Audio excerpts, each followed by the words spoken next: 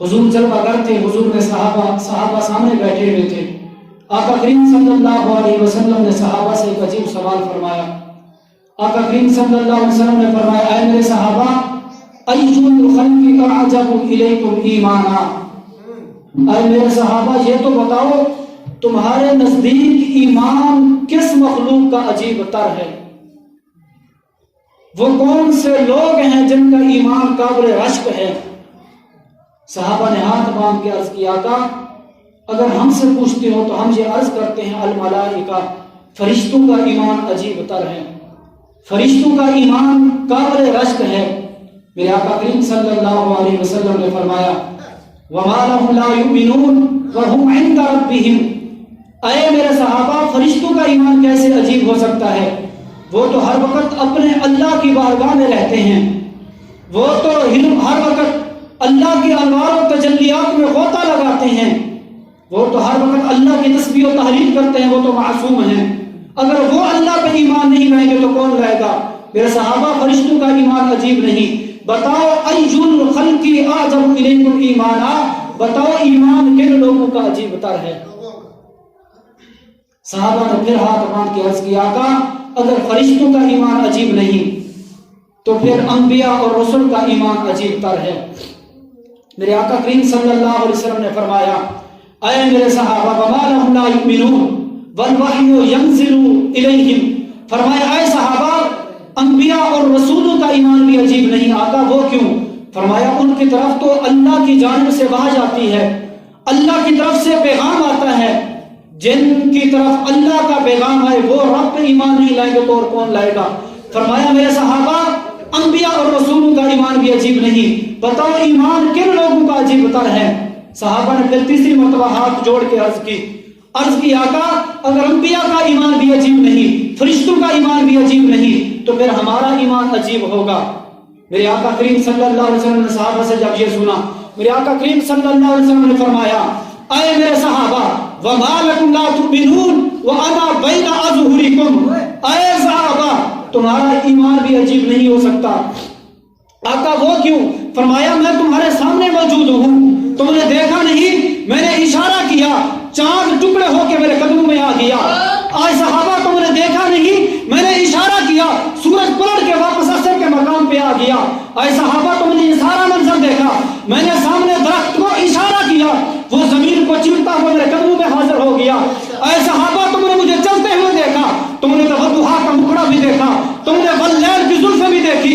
اے صحابہ تم سارا منظر دیکھ چکے ہو، میں تمہارے سامنے موجود ہوں، تم نے تو دیکھ کے کلمہ پڑھا، تمہارا ایمان بھی عجیب نہیں ہو سکتا. بتاؤ صحابہ کن لوگوں کا ایمان قابل رشک ہے؟ صحابہ نے عرض کی اللہ اعلم و رسولہ. آقا اگر فرشتوں کا ایمان بھی عجیب نہیں، اگر انبیاء رسولوں کا ایمان بھی عجیب نہیں، اگر ہمارا ایمان بھی عجیب نہیں تو پھر تم خود ہی ارشاد فرما دو کہ کن لوگوں کا ایمان عجیب تر ہے. بڑی ہی پیاری حدیث بات. آقا پھر تم خود ہی ارشاد فرما دو وہ کون لوگ ہیں جن کا ایمان قابل رشک ہے. میرے آقا کریم صلی اللہ علیہ وسلم نے فرمایا، آئے میرے صحابہ سن لو، فرشتوں کا ایمان بھی عجیب نہیں، نبیوں اور رسولوں کا ایمان بھی عجیب نہیں، تمہارا ایمان بھی قابل رشک نہیں. آقا پھر کن لوگوں کا ایمان قابل رشک ہے؟ فرمایا ایمان قابل رشک ان لوگوں کا ہے جو ابھی آئے نہیں، آئیں گے 14 صدیوں کے بعد. انہوں نے مجھے دیکھا نہیں ہوگا، بس انہوں نے کوئی سنا ہوگا، کوئی فتوحا کے مکھڑے والا تھا، کوئی واللیل کی زلفوں والا تھا. اے میرے صحابہ بس انہوں نے سنا ہوگا، بس وہ سنے پہ فدا ہو کے میرا کلمہ پڑھ لیں گے.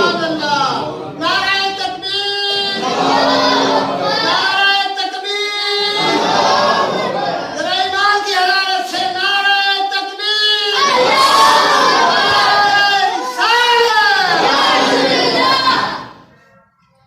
فرمایا ایمان ان لوگوں کا عجیب تر ہے جنہوں نے مجھے دیکھا بھی نہیں ہوگا.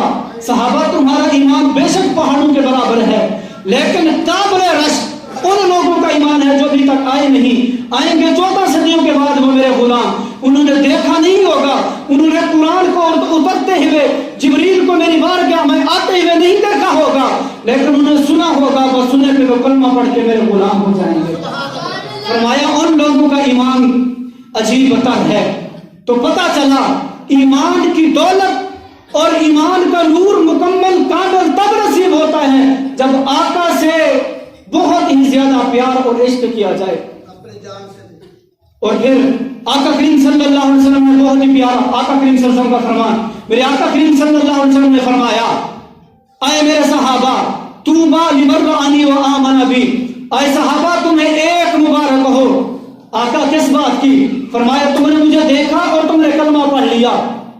آقا تمہیں ایک مبارک ہو.